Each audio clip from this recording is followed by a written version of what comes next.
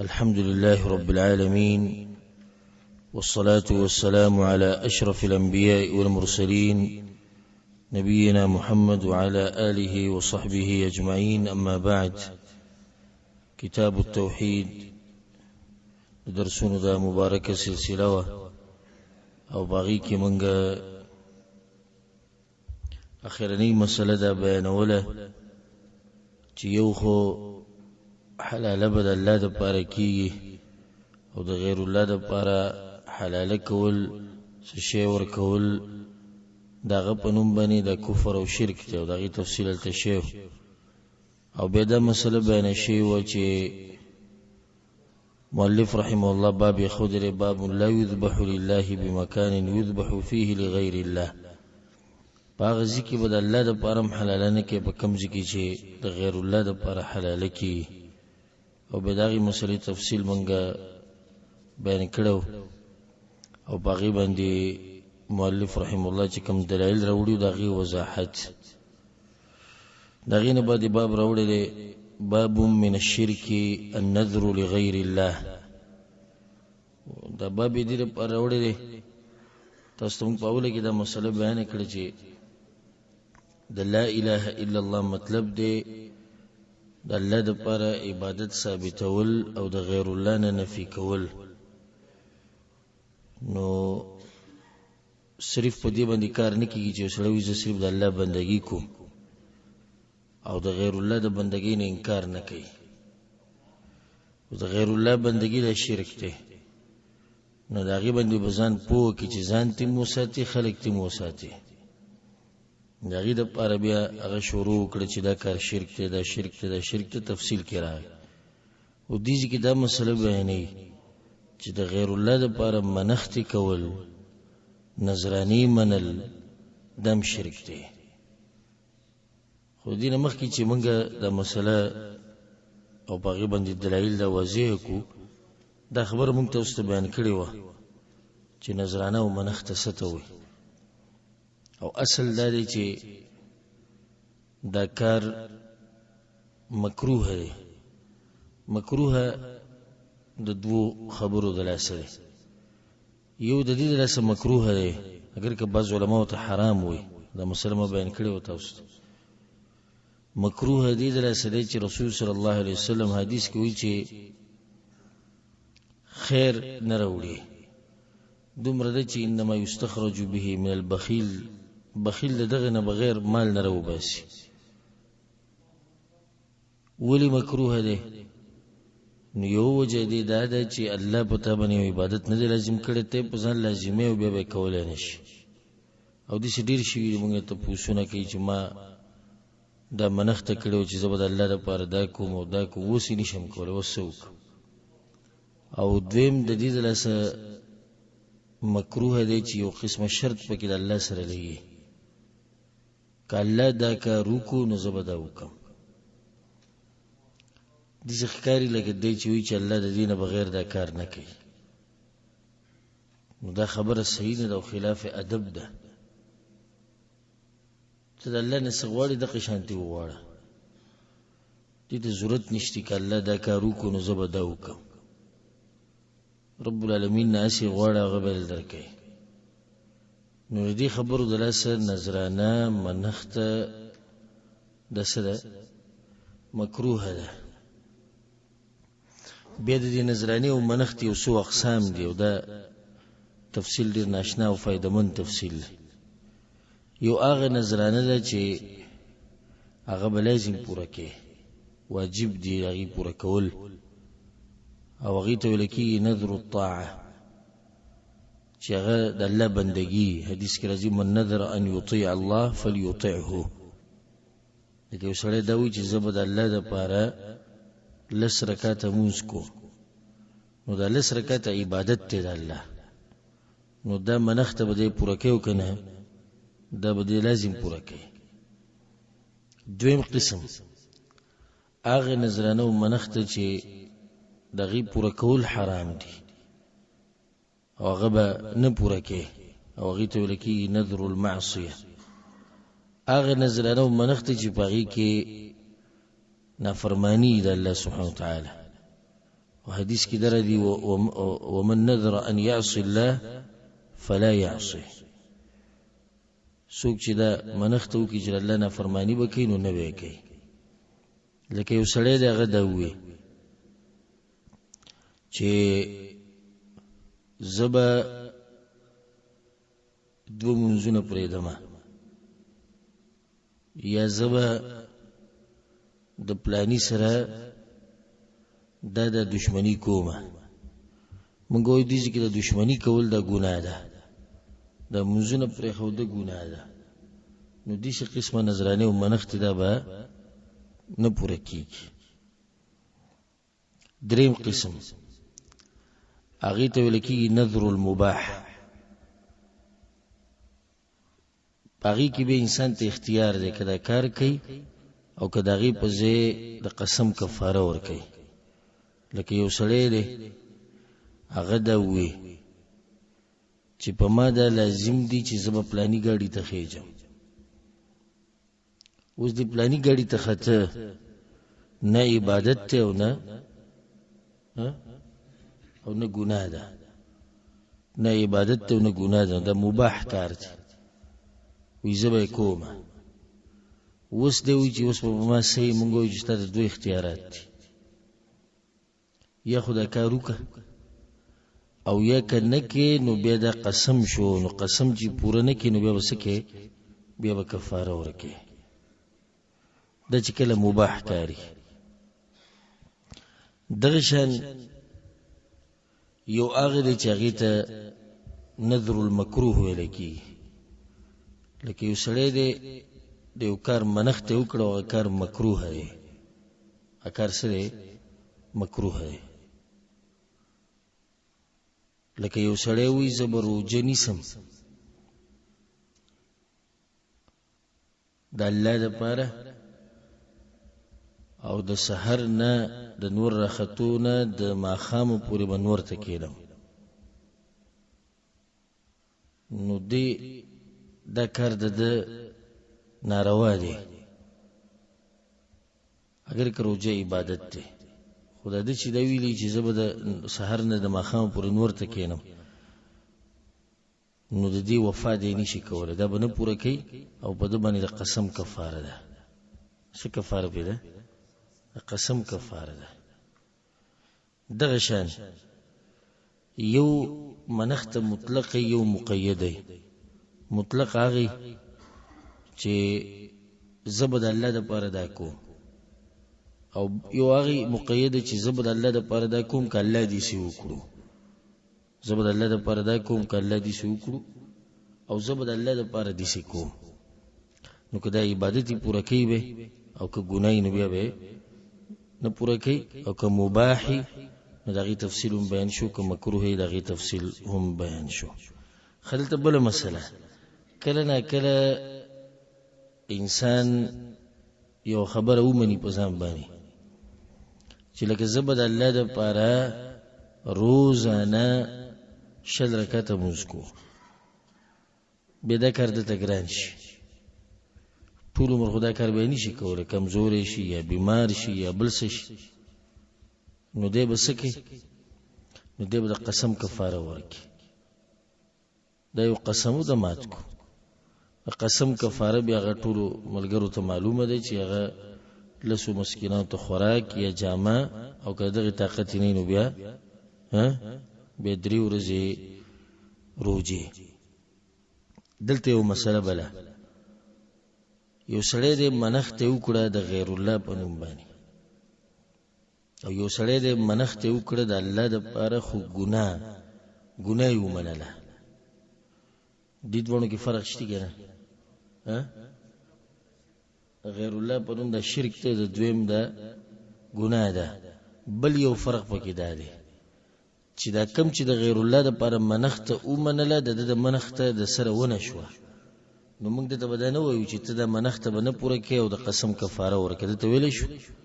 اصل بنیاد نشته دی مسلې دا فرقیت ساتي خو سړی دی وې زب منښت کومه دا کار به کوم او هغه کې دی هغه کار کې څه دی ګناه ده نو موږ به ته ته به دا منښت نه پوره کې ځکه چې د الله نافرمانی ده او دویم کار به څه وکړي قسم کفاره به ورکړي اصل د منښت اخو کیږي ځکه چې اخو د الله دپاره وایي خو مسله دا ده چې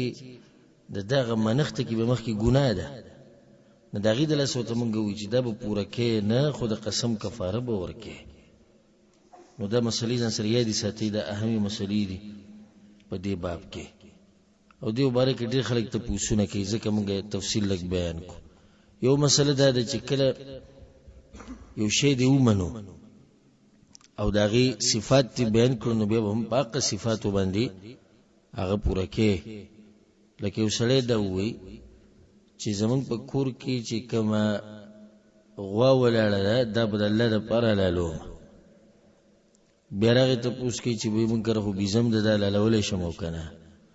مونږ وایو نشي حلالولی ولې ځکه چې هغه ته خاص کړی بله خبره دلته دا ده یو سړی دی دا وایي چې زه به روجې نیسم لس ورځې د الله دپاره بے سوال وکړو چې دا روجې دا به زه پرله پسې نیسم او که نه جدا جدا یې نیوی شم نو جواب د هغې دا دی چې تا څنګه منښته کړې وه که تا ویلي چې زه به لس ورځې روجې نیسم پرله پسې بیا به پرله پسې نیسي او که تا عامه خبره کړي چې زه به روجې نیسم د الله دپاره لس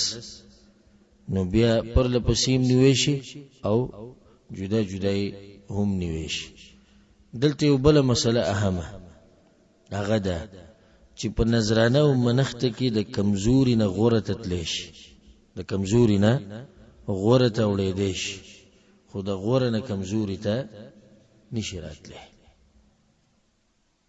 لکه یو سړی دی هغه وایي چې زه به د الله دپاره ګډ حلالومه بیا وایي چې موږ سره خو ګډ دی هغه به حلال کوه کولی شي که نشي ولې ګډ غوره دی د ګډې نه دېځې کې دی غوره ته وړي نو غورې ته وړېده دا خو جایز دي یو سړی دی منښته یې وکړه چې زه به په بیت المقدس کې لمونځ کوم 2 رکعاته فلسطین ته به ځم او هلته به زه 2 رکعاته لمونځ کوم بیا یې دا تپوس وکړو چې د کور خوا کې زموږ ډېر غټ جومات دی نو که دا 2 رکعاته هلته وکړم ولې ځکه چې دې د غوره نه کمزوري ته راغی خو بیا دا سوال وکړو چې زه ځم مسجد نبوي کې د 2 رکعاته وکړم نو بیا کولی شي ځکه چې د کمزوري نه غوره ته لاړ نو دا اهم مسایل دي چې تعلق ساتي د نظرانې او منښتې سره که بیا هم ستاسو په زړه کې څه سوال یا څه اشکال و د هغې تپوس بیا وروسته کولی شي دغه شان دا منښتې نه کېږي چې یو شی یو کار ستا په لاس کې نه وي لکه اوس یو سړی دا وایي چې زه به په هوا الوځمه الوتی شي څوک نشي الوتی یا زه به د الله دپاره د پلاني په کور کې چې کوم میخه ولاړه ده به حلالومه کې نه کېږي ځکه چې دا خو د مال نه دی د پردي مال کې خیراتونه کوي دلته باب راوړی دی باب من الشرک النذر لغیر الله باب په بیان د دې کې چې د غیر الله دپاره نذرانې منل دا شرک دی ولې وجه دا ده چې نذرانه او منښته منل دا څه دی عبادت دی او عبادت د غیر الله دپاره صرف کول دا څه دی شرک دی نو دې کې په دې باندې دلایل راوړي اولنې دلیل پیدا راوړی وقول الله تعالی یوفون بالنذر الله سبحانه وتعالی په سورة الانسان یا سورة الدهر کې د مؤمنانو صفت کړي او د جنتیانو دغه ډیر اوصاف بیان کړي یوفون بالنذر یو صفت دا دی چې سم منښته وکړي نو به پوره کوي نو دې کې یو مسله هغه ده چې مخکې خو دا بیان شو چې دا منښتې اصل دی چې دا مکروه دی نو بیا څنګه الله د دې مؤمنانو صفت کوي جواب د هغې دا دی چې الله یې په دې صفت نه کوي چې دوی منښتې کړي دي الله وایي منښتې چې وکړي نو هغه پوره کوي نو صفت ته څه وشو صفت ته پورا کولو شو یعنی مؤمن چې یو خبره په ځان لازم کی چې زبد الله د پر دا کار کوم نو بیا کوي یوفون بالنذر ويخافون يوما كان شره مستطيرا یریږي دوی د هغه ورځې د شر نه چې هغه خور ور شر دی او هغه د قیامت ورځ ده الله سبحانه وتعالى دغه آیتونو کې مخکې دغه نور صفاتون بیان کړي يوفون بالنذر ويخافون يوما كان شره مستطيرا ويطعمون الطعام او غریبانانو لا خوراکونه ورکي على حبه سره دې چې د خپل دې مال سره محبت او زړه کې چې جمع کما خو بیا خوراک مال روالي چاله ورکی مسکینا و یتیما و اسیرا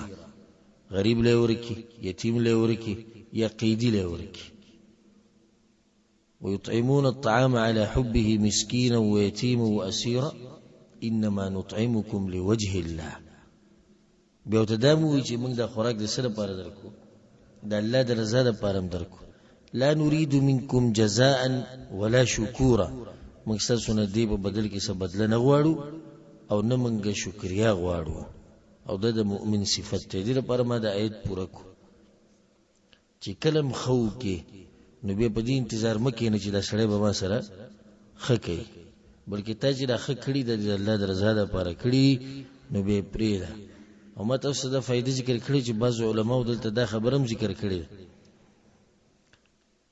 چې دې سبب نه هغه سړی ته چې زما د لپاره دعاګانې غواړه ولې به تم تاسو شی وغوښتو اگر کله جایز کار دی خو لکه دغه علماء هغه سوچ چې دلته وی چې موږ تاسو نه هیڅ نه غواړو هیڅ بدله نه غواړو ته د دعاګانې وړو څه شي ته وغوښتو کنه اوس کله سړی ته دعاګانې وکي او کوونه کی الله تعالی اجر درکړي نو دې ځکه دا ورنه آیت دې لپاره او سوال په ځل کې دا پیدا کی چې شیخ محمد بن عبد الوهاب رحم الله وی نظرانه د غیر الله د لپاره سره شرک او به بدايه ترولو چې مؤمنان نظرانه او منښت پوره کوي نو دې خبره سره کار سره نه ستاسو د ذهن زی سوچ نظرانه او منښت غیر الله بنو شرک دی مؤمنان نظرانه او منښت پوره کوي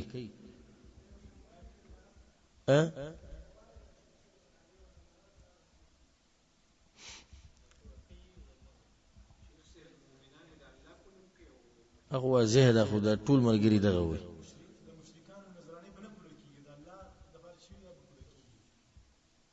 نه د دې جواب ده دی مته صبر بروي چې دی علماء الله ډیر اوچت ذهن ور کړی دغه د کم ځینې دلیل لوري دی او سوچ پې کوي وی د غیر الله د لپاره نظرانی شرک دی بیا وی مؤمنان نظرانی او منښت پوره کوي سوال ذکر راغی چې دې دغه څه مناسبت دی جواب ده دی وی الله چې صفاتو کو چې نظرانی او منښت پوره کوي خو مطلب دا چې عبادت ته ځکه خو الله صفاتو کو نو چې عبادت شونه عبادت به بیا د غیر الله لپاره نه کوي دا مناسبت دی خدا تیز ذهن واړي او ویخ انسان واړي اګه تیز ذهن او د انسان کې واچي بیکار کوي بیم کار نه کوي نو تیز ذهن سره د ویخ انسان د به فائدمن ذهن دی خچ ویخ یو ذهني کمزوري نه دم څه فائدې عمر خاص نه کوي خو چې ذهني تیزي او انسان ویخي نو دې خبره باندې رسی او خبره کې سوچ کوي الله سبحانه وتعالى موږ ته تیز ذهن او ویخ بدن دی الله موږ ته نصیب کړي دا غینه بعد آیت راوړل وما انفقتم من نفقه او نذرتم من نذر فان الله يعلمه وی که تاسو څه خرچه کوئ د الله په لار کې یا څه منښت کوئ نو الله وی ماته معلومي دي اوس بیا دلته دا سوال لاغی چې عنوان ته وګورئ د دې دلیل ته وګورئ وی د غیر الله د پر نظرانه شرک دی بیا وی الله وی چې تاسو چې کوي منښت کوي د ماته معلومي دي د دې دغه به څه مناسبت دی دغه جواب د کوم چې ما ذکر کو چې دا عبادت ته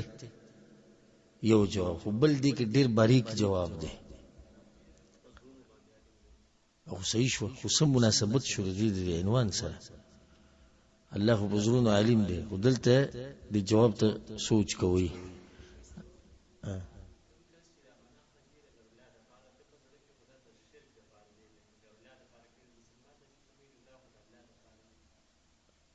کی دي چې دا خبره خو واضحه ده چې الله په زړونو باندې عالم دی دا خو بنیادی خبره ده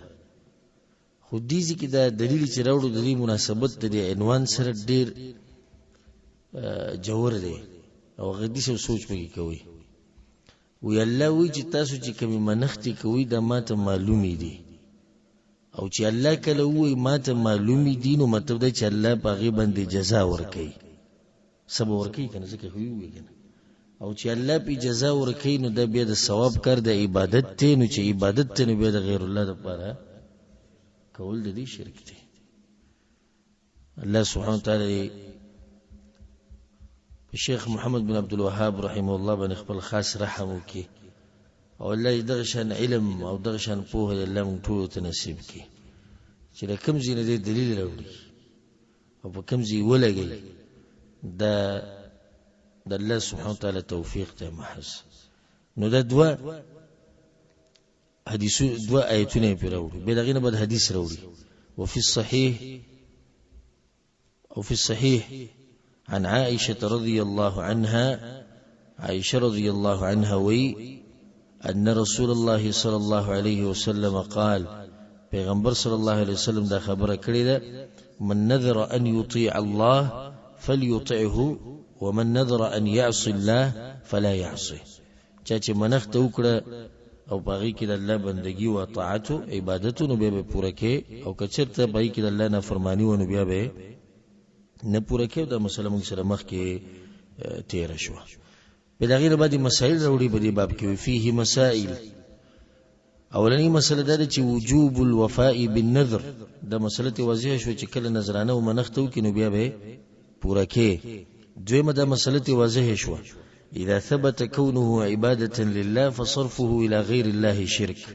چې کله دا ثابت شو چې نظرانی او منښتې د عبادت ته نو د غیر الله لپاره بیا دا کول څه شرک دی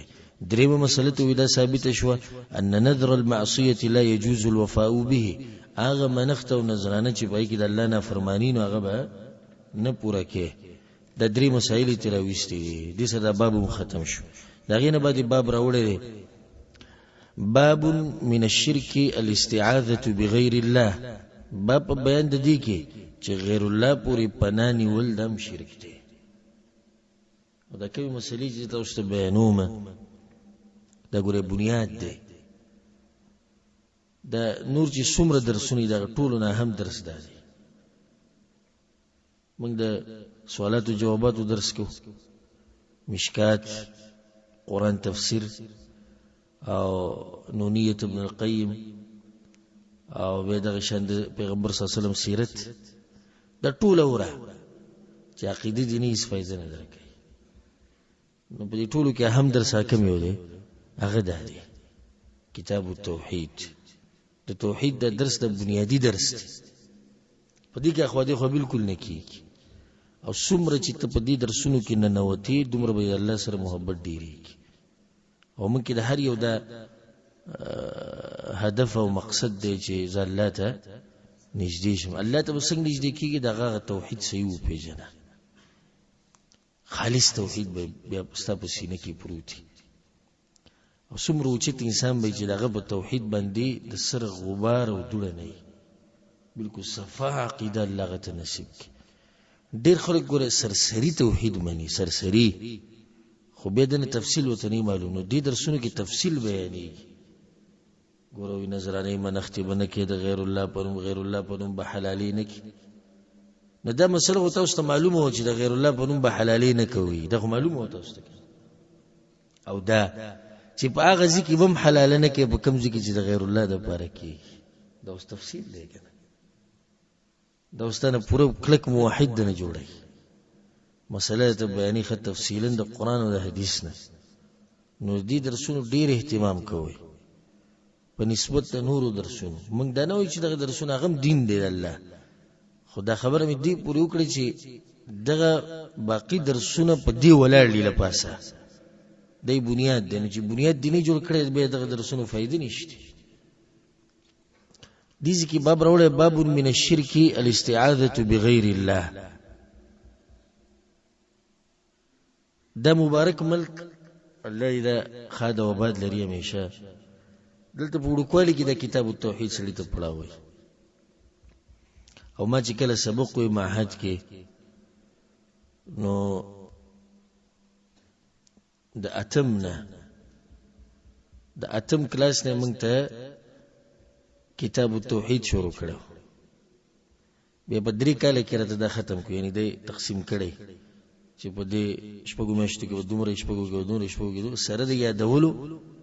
او سره د دې د وضاحت او د تفصیل نو چې دغه عمر کې ستاسو په ذهن کې دا مسلې کېني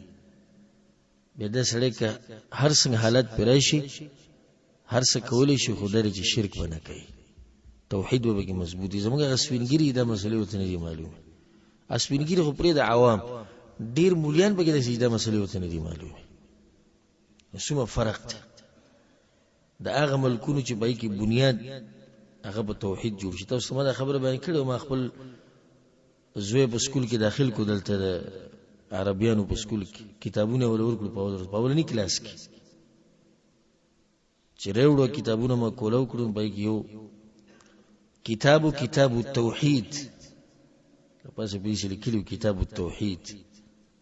بیا ما کولو کو نه ما شومانان دی او ته ودی شي وړي وړي مسلې وته بیانې ولګي وته بیانې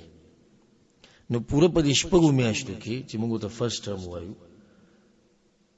یا فرست سیمستر وته وایي په دې اولنی سیمستر کې الفصل الاول کې پوره هغه ته یو څلور 15 خبرې وته خي یو ته دا کړو چې زمونږ رب څوک دی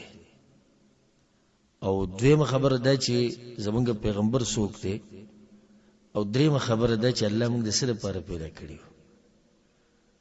نو ما سوچ کو چې دا ماشوم دی وخت نه دی چې الله د عبادت لپاره پیدا کړی او الله زما رب دی وغي کی आवाज دی نو دا ماشوم چې لوی شي د په توحید باندې لوی شي د په وینه کې توحید د نه وته الله دې زموږ په دې وینو کې د توحید نه باسي او په دې غوخه کې او په دې زړه کې د نبی کلک موحد جوړیږي زموږ سکولونو دراش نه دولسم به کې ختم کی راغینه او پرغه شي خدای ونه پیژند چې الله څوک دی اسلامیاتو کتابونه شتي زت انکار نکو واجی سرسری به شو سوالات او جوابات د پیغمبر سیرت نه اوسو واقعیت راغستیو مونږ ویلې د مونږ ته پته الله سبحانه وتعالى زمونږ مشرانو لم توفیق ورکي چې دې توحید نشر کې او دې توحید خدمت کې لکه څنګه چې دې ملک مشران کوي وی چې باب من الشرك الاستعاذة بغیر الله باب بیان د دې کې چې غیر الله پورې پناه نیول څه دی شرک دی زمونږ استاد فضيلة الشيخ حيدر الديلمي یمنیو دا کتاب هغه مونږ ته وی ناغه به دا خبره کړو دا کتاب په شوق سره یاد کی په دې باقی امتحانونو کې الله پاس کوي یو مینه پیدا کول زموږ توحید سره وی دا خیر دوی الله پاس کوي او قدم صحیح نه دی نو الله نه پاس کوي ورسته به ما سوچ کوم دا خبره صحیح ده قدم یاد کړي قیامت پر ورځ به پاش او قدم نه یاد کړي او ډیر سم کړي به وګورئ شو فیل بشو الله دې په دغه استاد او عالم باندې خپل رحم وکړي اوس دې چې د اهم مسله بیانې چې استعاذہ بغیر الله پوری د شرک دی استعاذہ څه ته یو ځم په دې پوه کو پناه نیول لکه ته د یو شینه وتختی دی د چا نه وتختی دی او د چا خواله ورلی چې ما بچ کده پلانینا نو دې ته سوې پناه نیول استعاذہ پناه غوښته پلانی ما بچ کده دی پلانی کار نه دی پلانی انسان نه یا زناور د بشات لګیدل ته تیمنډ وې یو زیته ورننه وتی الته دی ځان پټ کو اکست دی ما پټ کا دي ته وی استعاده. سوال ځل کې درځي نو بیا خو اخوی چې دا خو شرک دی نو بیا وړي خلک په شرک کې واقع شو. ګویا نه مطلب دا غدي سي مطلق نه دی. بعضو حالاتو کې استعاده پنانی ول بغیر الله پورې رسیدي جایز دي، په بعضو حالاتو کې شرک دی. بعض علما دا وی مطلقاً پنانی و بغیر الله پورې د شرک دی، بالکل شرک دی. او بعض په کې لک تفصیل کې وینا بعضو حالاتو کې شرک دی بعضو کې نه. په دې خبره کې ما سوچ کو ډیر جوړ چې دا کوم علما چې دا وی چې دا پنانی و مطلق د غیر الله پورې د شرک دی، دوی څه دلیل باندې دا خبره کوي او دا باقی مسائل چې دی ولي د دې وبې دوی څه جواب کوي. نو باقي کې یو فائدہ ناشنا او نادره ته بیان کوم. او بعض علماء په کتابونو کې لیکلم ده چې پنانی و په دې کې دوه عمل دي. سودی دوه، یو ظاهری او بل باطینی. ظاهری دا دی چې ته د یو شي نه پټ شوي پناه شوي د یو کس خواله ورلې، د ظاهري کار دی. دویم باطینی دی، د زړه تعلق. نو دا غوی مطلب دا د کوم چې مطلقاً شرک دی وی چې ته په غیر الله پورې پناه ونیسي ظاهرا او باطنا، نو دا څه شو؟ شرک ته. دا خبره خو صحیح ده. حکم علما چې تفصیل کوي هغه بیا په دې ظاهرا کې تفصیل کوي، باطنا کې تفصیل نشي کېږي. لکه اوس زه پناه نیسم په یو مخلوق پورې په یو جایز کار کې چې هغه په طاقت لري او بیا د ظاهري عمل شو، او بیا د زړه تعلقم د سره وساتم چې دا کاروم د د کولو دی والله رنه یې شي، نو دا خو ناروا شو. واضح ها خبره په باطنن کې روانه ده، په ظاهرن کې باطینی خو تعلق مصیب د چا سره ای؟ ابد الله سره. کما په مخلوق پسې پناه ویوړم او چې پلاني مال پناه راکا او هغه په دې کار باندې قدرت لري، نو دام یو سبب دی. اصل کار کون کې څوک دی؟ هغه الله دی. نو زړه خو بالکل اخوا دی خوا کېنه وسلازو ظاهر له. نو بیا په دوه قسمه د پنانی ول بغیر الله پوری. یو پاغه سکه پنانی ول بغیر الله پوری چې هغه کار د الله دی او صرف په الله قادر دی، نو دا سره د شرک او کفر دی. هم دې لپاره دا باب راوړی. او دویم پنانی ول بغیر الله پوری په دې کار کې چې هغه په طاقت لري تعالی پناه در کولای شي، نو دا کار سره جایز دی ظاهرا که باطنا. ظاهرا باطن بسې باطن بد الله سره تعلق ساتي. ورسېدې به وګڼه په دې باندې بیا دلیل راوړی. وقول الله تعالى وأنه كان رجال من الإنس يعوذون برجال من الجن فزادوهم رهقا. سورة الجن کې الله دا خبره کړې ده. کله چې هغه پیریان رالو د پیغمبر صلی الله علیه وسلم نه قرآن وورد او متاثر شو اسلامي قبول کو، به دا غوی تفصیل بیان شوی. په هغه صورت کې داري چې وانه کان رجال من الانس وسړي د انسانانو نه يعوذون برجال من الجن چې پناه به نیو په سړو پوری د پیریانو نه فزادوهم رهقا، نو دوی خپ غم او په مصیبت کې واچول.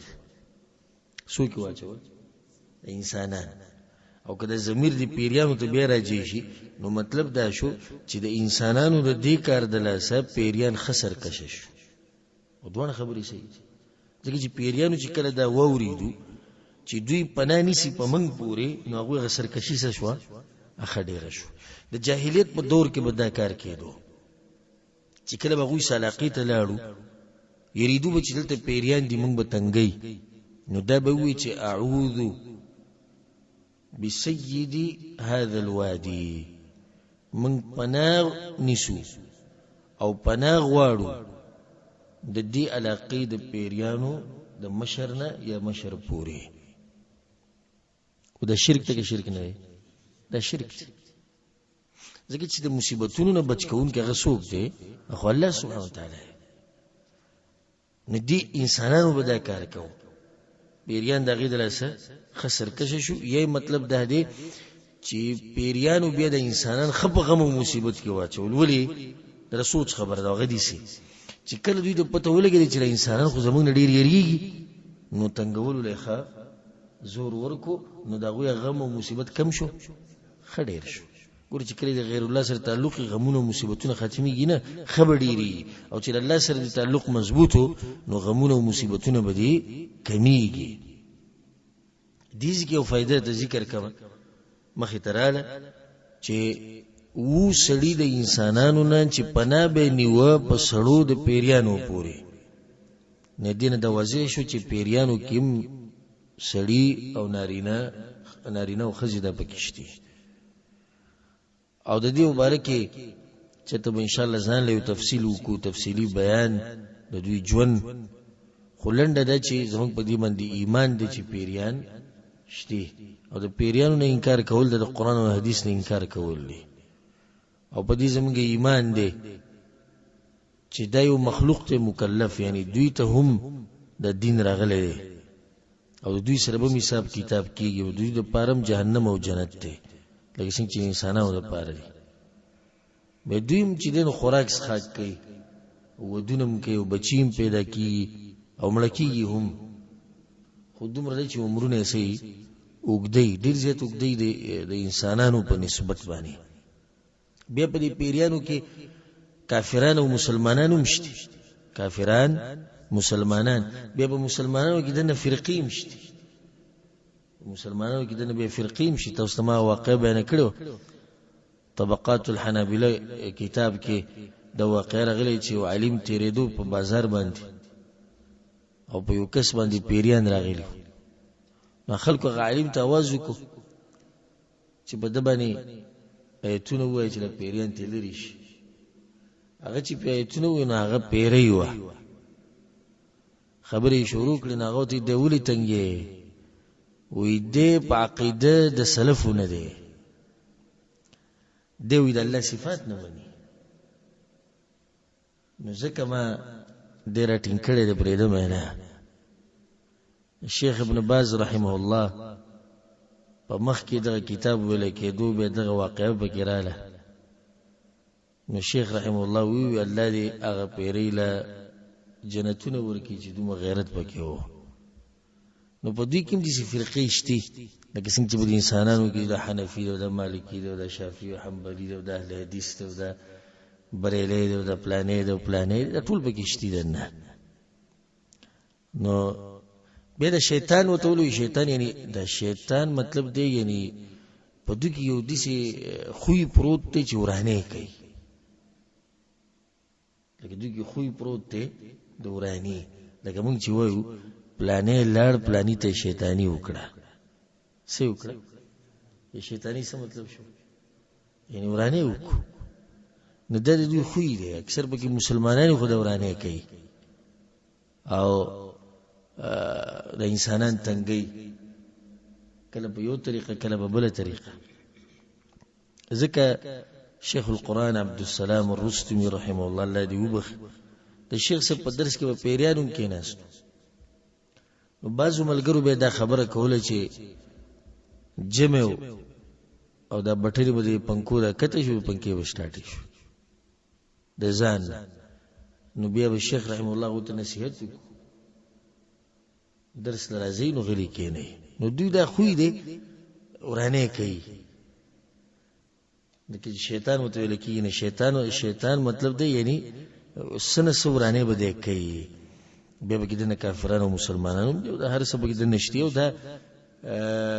الله سبحانه وتعالى بدی کی حکمت ته چې مونږ ته نخ کاری او مونږ ورته ښکارو ها د دې چې کله شکل بدل کینو بیا ښکاری او دا طاقت مل دوی لور کړي کله د زناور په شکل کې بدلم مخې لراشي نه به ته د زناور ښکاری او غیس هغه یې پیره نو دا طاقت الله دوی لور کړي دغه ټیم کې به تخکاری خو که څوک دا دعوو کې چې ما پیره په اصلي شکل کې لیدل ها رښتیا وایي که دروغ وایي دا خیالي شکلونه چې ول جوړ کړي دي په دې ډرامو کې او په دې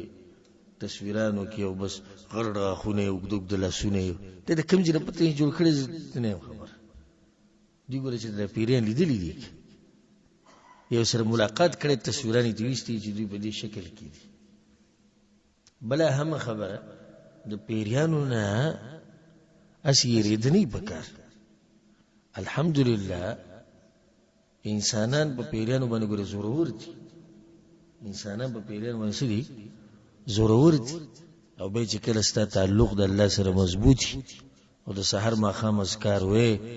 او د فرض منځون نه بعد اذکار وې د قران تلاوت کې الله به تعالی د شر نه محفوظ ساتي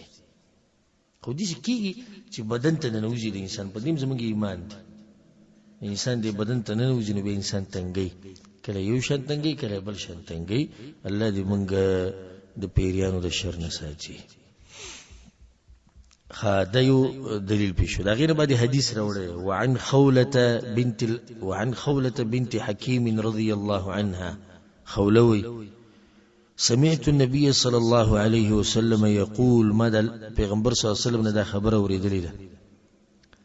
د ډیر ناشنا حدیث ته او ډیر ناشنا دعا به ذکر ده من نزل منزلا سوق چې یوزي ته کوشو یعنی ورغه یو علاقه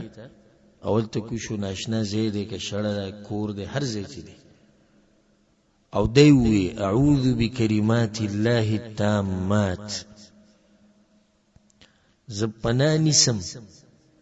د الله په کلمو پوری چې هغه پوره دی او کامل دي کلمات بعض علماء د کلمات مطلب د الله نومونه او صفاتونه او کلمات د الله سبحانه وتعالى خبري د کمال التامات پوره ځکه چې د الله په خبرو کې نقصان نشته او پوره هغه ته وی شیخ ابن عثیمین رحمه الله وی التامات مطلب دا دی چې رښتینی دي او عدل پکې دی او نقصان پکې نشته خاطر په دې په عکس باندې د مخلوقاتو خبرې دي ناغي کې کمیم راځي دروغ پکې راځي اصولا پکې کې دي خدای الله سبحانه وتعالى کلمات دي سینې دي الله په قران کې وی قل لو كان البحر مدادا لكلمات ربي کچرته د دریاب صحیح شي او په دې باندې لیکل شروع کړي د الله سبحانه وتعالى کلمات لیکي لنفد البحر قبل ان تنفد كلمات ربي دریابونه مټول وچ او د الله خبري به ختم نشي وبل ذکر الله په سوره لقمان کې ولو انما في الارض من شجره اقلام په دې زمګه کې چې څومره ونی دي د ټول قلمونه شي والبحر يمده من بعده 7 ابحر او ودریابونه دي صحیح شي ما نفدت كلمات الله بيوم د الله کلمات دغه نمونه او صفاتونه دغه خبري دغه تعریفونه او سناګانی د ختم نشي دومره ضرور رب دی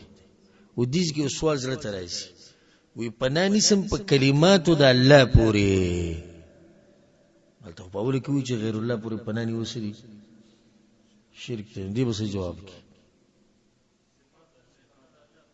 صفات د الله دی او صفات د الله مخلوق نه نو دا پناونی و په الله پوری نو دا په دغه کې نه چې مخلوق پوری پناونی خو اعوذ بکلمات الله التامات پناه دې شي من شر ما خلق هر هغه مخلوق چې الله پیدا کړی دا غي د شر نه مو وی الله په امان کې کا څومره وړه دعا ده مونږ ګره پرونه ونن د شوي مې د سلورمه ده ها اعوذ بكلمات الله التامات من شر ما خلق لم يضره شيء حتى يرحل من منزله ذلك رسول صلی الله علیه وسلم چې سو پوری بدغزي کې ناشي څه شی ولا نقصان نشي ورکول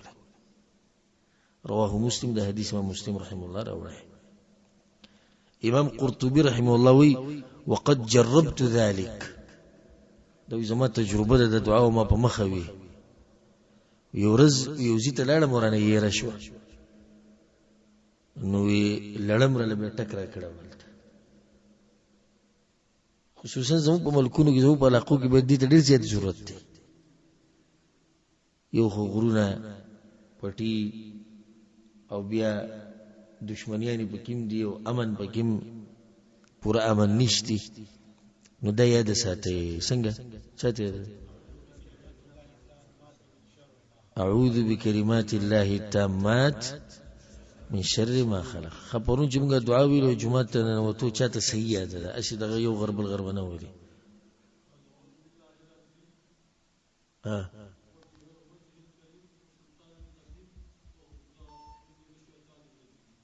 أعوذ بالله العظيم وبوجهه الكريم وسلطانه القديم من الشيطان الرجيم. دو سريو إذا فكي أعوذ بكلمات الله التامات من شر ما خلق. هر زی ته چیزي هر زی کی چې کینی او ناشنا زی ته ورشي نو دا دعا وای دا ذکر وای الله به د هر مخلوق د شر نه به الله حفاظت کوي. دیږي کې یو مسله او غدا چې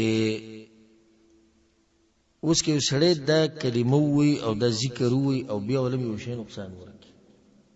نو دا څنګه جواب دا چې بیا نقصان په دې انسان کې دی. نقصان د پیغمبر په خبره کې راینه مخکې د الله په خبره کې نشته. سمانه به په منځ کې راغلی د غید له سبب الله د حفاظت نه کوي. لکه اوس حدیث کې درځي چې سوره فاتحه په بیمار باندې وې نو الله ولا شفا ورکړي. خو دې سم کې دي چې سوره فاتحه او شفا وته ملاو نشي نو به ته شک د پیغمبر په خبره کې نه بیا به سمانه او کله دې سم چې الله به صحیح حکمت نه به ورکړي د انسان له شفا او د په دې بیماری کې به خیر خو هغه مونږ ته نه معلوم. یا حدیث کې درځي چې کله انسان کورواله کوي او دغه ټیم کې دی بسم الله و دوی چې اللهم جنبنا الشیطان وجنب الشیطان ما رزقتنا. من د شیطان نه لري ساته او شیطان زمونږ نه لري ساته او خصوصا د هغه بچی نه چې ته موږ لراکې یا الله. نو د سیم کې دی چې ماشوم پیدا شي او شیطان وته نقصان ورسې کې دی شي دي نو بیا موږ وایو چې سمانه به څه خبره به چې د غید له شیطان د نقصان ورسو. نور د الله په خبره کې او د پیغمبر په خبره کې شک نشتی. والله اعلم. مؤلف رحمه الله چې فيه مسائل په دې باب کې مسلې دي. اولنی تفسیر آیه الجن تفسیر پکې دا سورۃ الجن د آیت شو. دویم کونه من الشرك دا خبر واضح شو چې غیر الله پورې پنانی وسره شرک تر سره دا تفصیل چې ما تاسو ته په اوله کې وکړو. دریم الاستدلال على ذلك بالحديث لأن العلماء يستدلون به على أن كلمات الله غير مخلوقة قالوا لأن الاستعاذة بالمخلوق شرك. وإذا حديث ما راولو چې به کې اعوذ بكلمات الله نو علماء دا وی چې کلمات د الله خو مخلوق نه دي کنه دا د الله صفت نو تب پنا نسی صرف الله پوری او په مخلوق پوری شرک شو. سلورو مسله فضيلة هذا الدعاء مع اختصاره وې د دې دعا فائدہ معلومه شو حالانکه وسمره لنډه دعا ده. پنځمه مسله دا واضح شو ان كون الشيء يحصل به منفعه دنيويه من كف شر او جلب نفع لا يدل على انه ليس بشرك. د ډېر ناشنا خبره کړې وی کله نه کله د یو شی د لاسه بتاته په دنیا کې یو فائدہ ملو شي خدای به دا مطلب نه چې دا کار شرک نه دی. لکه کې دي چې څوک په پیریانو پورې پناه ونیسي او پیریان ولا حفاظت کی یا پیریان ولا څه فائدہ ورکړي کې دي چې نشي کېږي کې دي چې نو آیا دا دلیل په دې باندې چې دا کار جایز دی او شرک نه دی نه. لکه په دې بل مثال وایي یو سړی دی یو بچا ته سجده ولګوله سجده غیر الله ته سره شرک. بچا سے ته سجده ولګوله بچا سے بوله دنیا مالونه ورکو فائدہ ملاو شو کنه ملاو شو. خانو دی فائدې ملاوي دو مطلب دا شو چې دا کار شرک نه نه که فائدہ پکې او کنه ای دا کار څه دی د شرک دی. نو ډېر ناشنا فائدې ذکر کړي دا غینه باندې باب راوړی خو دینه مخکې چې باب شروع کو په دې تاسو مال سم مثالونه راکول شي په معاشره کې غیر الله پورې پنانی و.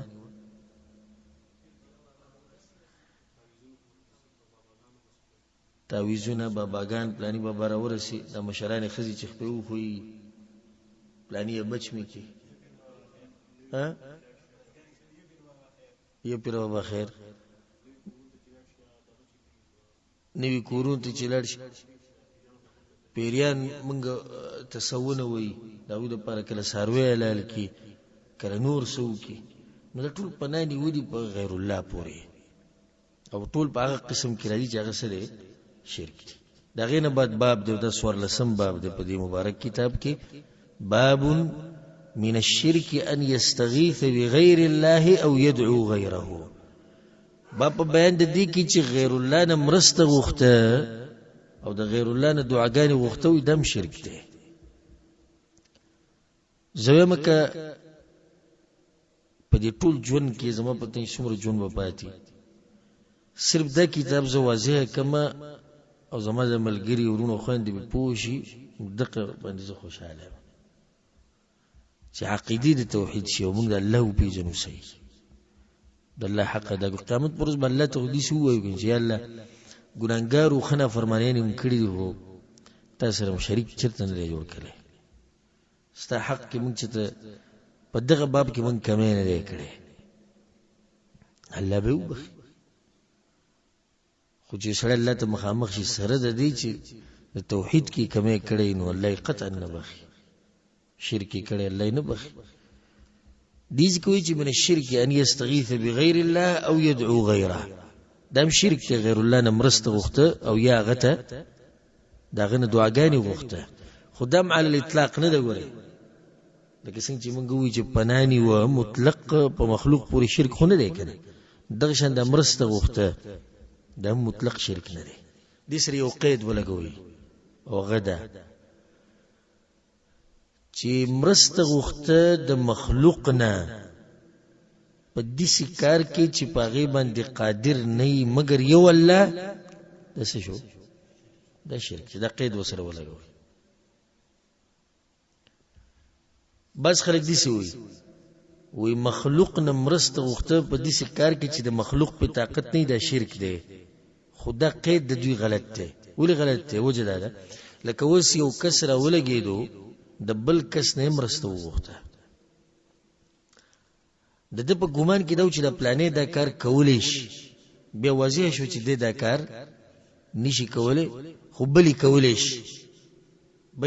شي نو کله قید دی هغه شان ولګو چې د غیر الله نه مرسته غوښته په دې کار کې چې داغه په وس نه رسی به هډې خلک تباہ کړو دې پیری دي شي چې خلک مرسته وغواړي د یو کار مبارک چې ظاهر کې انسان باغی طاقت لري خو به طاقت نه مثال په نظر کې لکه یو سړی په یو کس په سراغ وستا مرسته ته ضرورت دی مرسته نه غواړم هغه یو لزره قرض راک او یو ځان غریب سړی موږ سره لزره کم ځکی اوس دې په طاقت شته نشته نو کدا قید دغه شاول کو به خدام شرک نو قید دي سی ولګوا مرسته غوښته د غیر الله نه په دې کار کې چې طاقت نه لري په دې کار باندې مگر یو الله لکه مثال یو سړی دی انسان ته وی مال بچی راکا کفر دی کنه دی ولی ځکه چې دا کار صرف د چا دی د الله دی یا پیر بابا باران راوره سم خیال شرک ته ولی ځکه چې باران راورول د چا کار دی د الله کار دی پلانیا برکت واچو زموږ په دې مال کې برکت اچو د الله کار دی پلانیا د قیامت پرستانه سپارش غواړم سم خیال ولی شرک دا کار به د الله په اجازه کیږي او الله چې چا ناراضي دغه د پاره وکي نو خبره ټول د الله په لاس کې یا دیس یا دغه دې شي طاقت نه لري یو غایب انسان ته جګسته خبرې نه وي لکه پایبان خو مثالونه ډیر دي زموږ د ملک یې څومره چې غوټو مړ دي کنه نو غوې دا خبرې نه لوی ځوان راورسي لوی ځوان راخ کې پروت لوی ځوان کوم ځای کې دی عراق کې دی دې مسلې خو ورسته راځي چې لوی ځوان دا کار کولای شي او کنه خاول دا مسله حل کول غواړي چې لوی ځوان به راسي څنګه او دې دا خبره اوري او کنه دلته واضح شو چې لوی ځوان ته دا خبره سر رسیدلې نه او نه هغه اورېدلې ده. مخکې ورځ کې یو بریلي څه قصه بیانوله چې ما نو قصه بیا یې رشوه خو هغې کې داسې و چې لکه لوی ځوان خپل پیزار وویستو څوک یې پې وویشتو او هغه کس په بل علاقه کې نو هغه پیزار ورغی د هغه په ککرۍ ورغېد. دا وهمیات دي دې ته څه وایي وهمیات داسې قصې نشي زموږ په شریعت کې الحمدلله. لوی ځوان سره قول دا ثابته کې چې رابطه کېږي او که نه بیا به دویمې نقطې له راځو. ته چې کله مشرک راټینګې نو په ترتیب یې راټینګوه ډایرکټ دې مسلې له منځه لکه اوس یو سړي ستا په مخ کې وایي چې لوی ځوان راورسي نو دا نه چې ته ډایرکټ بس څنګه رارسي لوی ځوان نه وایي چې لوی ځوان دا خبره واورېده دا وایي چې واورېده چې واورېده اوس ثابته کې د قرآن او حدیث نه چې مړي خبره اوري او داسې چغې اوري ثابته نو چې دا دې ثابته کړه نو بیا به دویمې نقطې ته راځو. هغه څه ده چې دی به اوس رارسي څنګه د عراق نه دا خو دی خو اولنۍ نشي واضحه کولی خو زه درته وایم که چېرته یې واضحه کړه نو بیا که چېرته دی درته واضحه کړه نو بیا درېیمه نقطه دا ده چې اوس دی دا کار کولی شي او که نه نو په کم ځای کې به دې ځان ته نه بچ کوي. نو بیا په اخره کې به لنډه دا ووایي چې د سعودي عرب د کجورو اثرات دي په دې سړي باندې ښه کجورې خوړلې وي کجورو یې دی بدل کړی دی. دا خبرې چې څوک کوي نو د سعودي عرب نه له کجورې راغلي یا کله وایي دوی له کمبلې راځي او کله وایي دوی له پلانې شی راځي پلانې. زه حیران یم دې ته چې په کجورو په کمبلو باندې څوک دین پرېږدي. بیا یو فایده دې ذکر کړمه چې سلفیانو ته راوړي موحدینو ته خو دوی نه راوړي که نه نو بیا ورته مسله په من کې نه مسله تاسو کې تاسو دومره کمزور یې چې کمبلو په دغه باندې خپل مذهب پرېږدئ دا خو بیا تاسو ته مسله راواپس شو. دا څومره چې سلفیانو ته راوړېدلي دي له حدیثو ته والله ته پاک عقیده نصیب کړې ده خو دغه ګډوډو نه راوړېدلي دي نو بیا خو دا مطلب چې کمزورتیا تاسو کې دومره مضبوط ایمان هم نشته چې کجورو ته ټینګ شئ او نه کمبلو ته ټینګېدی شئ کړپ دې خوا راواوړئ بیا ورته دا ووایه وزه صحیح ده سعودي عرب کجورې راولېږلې زه سلفیت ته راواړولم ته ماله کجورې راکړه او د قیامته پورې کوشش وکړه چې ما د سلفیت نړولی شي او که نه زوادي سه به چیک کو که نه سعودي عرب ماله مثال کې یو ټریله کجورې راولېږلې زه په هغې باندې واوړېدم د تقلید نه او د ګډو وړو نه او سلفیت لارې ته راووړېدم وزه صحیح ده ته 15 ټریلې راوله ما بیا واړوه د څه نه د سلفیت نه خو خبره نه جدا کې او سر بره نه جدا کې زړه مې د بدن نه راوباسه او د سلفیت نه نه وړم بحمدالله. نو که چېرته خبره د پیسو بیا خو موږ راوړېدی که سم خیال دی نو خو بیا خو څوک دا خبره یاد ساتئ همیشه چې خلک راوړېدلي دي نو سلفیت ته راوړېدلي دي خو داسې څوک نشي ثابتولی چې سلفیت نه وړېدلی یو سړی لیونی دی چې الله وپېژني او پیغمبر وپېژني بیا ووړي چې ګیم غونته کې کېدی شي چې د مخکې نه اتفاق کړی. یو مولوي صاحب و پاکستان کې هغه ته د بعضو ملګرو دعوت ورکړو پنجابی و چې ته سلفیت عقیده نصیب کو دا بیا د بعضو پکې ګرمي کړې ده نو دنیاوي لالچ یې وله ورکړو تا له موږ لینډ کروزر والو تا له موږ یو کور جوړ کو هغه یو د سبا نه په ډک جومات کې اعلان وکړو ما ته نن حق واضح شو چې په لینډ کروزر کې څومره زور دی چې څنګه دا اعلان وکړو بیا که ساته وایي چې چابي راکړې اوس تاسو وایي کور او دغه به تیار خو هغوی چې ګرمي کړې وه خبره یې کړې وه بیا د لینډ کروزر او نه کور بل ورځې بیا اعلان وکړو څه وخت بعد وی د دوی په شان ګستاخ او بېادبه خلک ما نه دي لیدلي زه خو واورېدم دوی ته چې دا کسې ډېر اوچت خلک دی خو واضح شو چې لینډ کروزر د هغوی سره نشته او نه کور شتي نو دا خو ډېر بېادبه او ګستاخ خلک دي. هغه مولوي صاحب بیا هغه اورېدلی نه دی چې بیا راواوړي او داسې یو ګیم کېدی شي خو داسې نشي کېدی چې سړی د زړه د کومې نه حق قبول کړي او بیا د هغه حق پرېږدي، دا نشي کېدی. والله دې داسې حالاتو نه موږ ساتي چې سړي ته حق واضح شي او بیا پرېږدي. ډېر غټ بدبخته دی چې سړی الله وپېژني، د هغه حق وپېژني، پیغمبر وپېژني، د هغه حق وپېژني، بیا ترې واپس شي، بیا ترې شاته لاړ شي. نن ما سره یو ملګری میلاو شو او 2-3 ورځې په ما پسې راغی. نن ما سره به مازدیګر منځر بعد میلاو شو د جمعات کې د هغه جړه د هغه اوښ کې 2.5 کاله زما وشو چې حق مې پیژندلی او ما په داسې حالاتو کې ژوند تېر کړی دی چې زه ته هغه ګناهونه نشم ویلی چې ما څومره ګناهونه څومره نافرمانۍ د الله کړي. الله موږ نه پیژندو، پیغمبر هم نه پیژندو. اوس مې حق قبول کړی دی، مصیبتونه را باندې ډېر زیات شوي دي او در الله امتحاني ډېر زیات مصیبتونه را باندې راغلي. نو ما ورته بیا نصیحت وکړم ما یې ګډوډ نه شي. نن نه وایي شیخ صاحب دعا کوه مړه به شم خو دا حق نه پرېږدم. یو وایي چې زه د ځان سره د عقیده ویسم پاکه، نور زه وایي څه غواړم د الله نه. په دې حق کې یو ناشنا خوند دی. ګورې سره د مصیبتونو د غمونو به ته د حق به تله خوند درکوي، دا به تله مزه درکوي. او په باطل کې راحتونه به مې، نعمتونه به مې، خو زړه به دې په ارام نه وي. الله دې موږ په دې حق باندې د مرګه پورې قایم او دایم لري. خبر ما دا راغستې وه چې اوس لوی ځوان ته چغې وهل چې مرسته وکړه ما سره، دا شرک دی. ولې شرک دی؟ ځکه چې یو خو هغه غایب دی، دا خبرې نه اوري. دویم په داسې کارونو کې ورته دوی اواز کوي چې هغه کارونو باندې هغه طاقت نشته. ښایي یو سړي دا وویل لویه ځوانه ما له اوبه راکړه. سم خیر دی. ولې اوبه نشي ورکولی؟ د ده په دې اعتبار سره چې دا مړ له دام شرک شو. ها ته خپل انډیوال ته وایي پلاني یې اوبه راکړه مرسته راسره وکړه،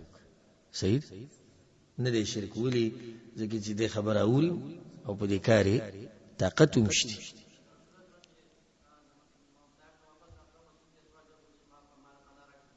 ماله پناه راکړي. داسې ډېر مواقف دي چې مرسته غوښتی شوې ده. دا خو واضح ده. په دې دلیل د قرآن نه ښیمه. الله سبحانه وتعالی د موسی علیه السلام واقعه بیانوي. وی هغه ښار ته ورننوتو او خلک ټول ویده وو. نو 2 کسان یې ولیدو چې هغوی یو بل سره جګړه کوله. یو بني اسرائیل کې بل قبطي و،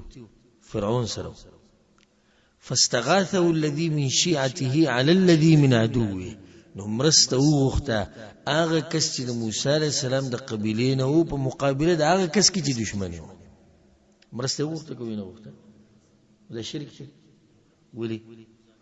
ځکه چې موسی علیه السلام خو یو خبره اوري مخامخ دی، او دویم په دې کار باندې هغه طاقت شته چې دا سړی د نه بچ کړي. نو دا یو فایده یې د ساتئ. مطلق داسې نه ده چې څوک د غیر الله نه مرسته غواړي دی کافر شو. نه، د غیر الله نه مرسته وغوښته وایي وروره دې کې تفصیل دی. تفصیلي بیا دا دی. او یدعو غیره، او یا غیر الله نه دعاګانې غواړي. ولې؟ ځکه چې دعا خو محض عبادت دی. حدیث کې راځي ان الدعاء هو العباده. امام احمد بن حنبل او امام ابن ماجه او نور کتابونو کې امام داوود او دوی راوړی